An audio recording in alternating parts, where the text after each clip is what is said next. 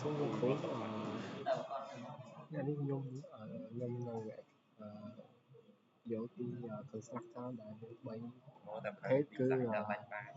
មាន default parameterize ហើយ overloading នេះកូដនេះគឺជាកូដរបស់ default ហើយខ្ញុំនឹងចូលទៅដែលខ្ញុំបញ្យល់មុនដំបូងគឺខ្ញុំនឹង explain មុនដំបូងយើងត្រូវតែ import system ទៅ library ដែលប្រើ using system ដល់យើងឲ្យយើង display output របស់ console write line ហើយយើងដាក់ namespace structure namespace នេះប្រើសម្រាប់រៀបចំកូដឲ្យវាមានរបៀបមកតមកយើងកើត public class person class ហ្នឹងវាជា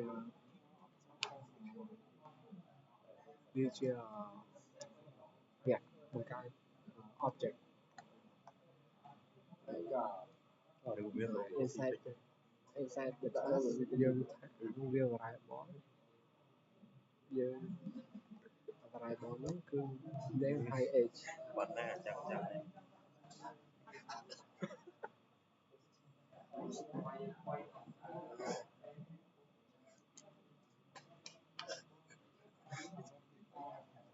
ឡើង20 នាទីទៀត next យើង define constructor default constructor នេះគឺយើងមាន public person ហើយឈ្មោះ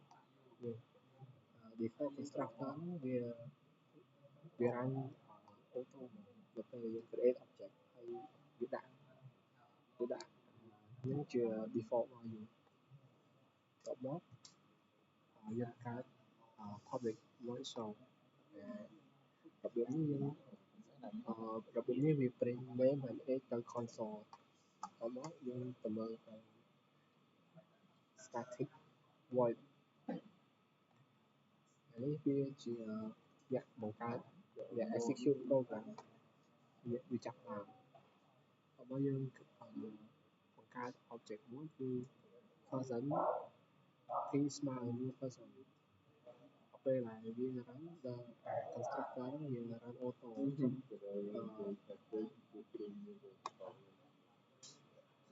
ហើយក៏មកចុងក្រោយយើងមាន show នេះវា print output ទៅឲ្យស្គាល់ឲ្យវាដើម្បីយើងឃើញname ហើយ age របស់យើងអញ្ចឹងអានេះវាជាចប់របស់code default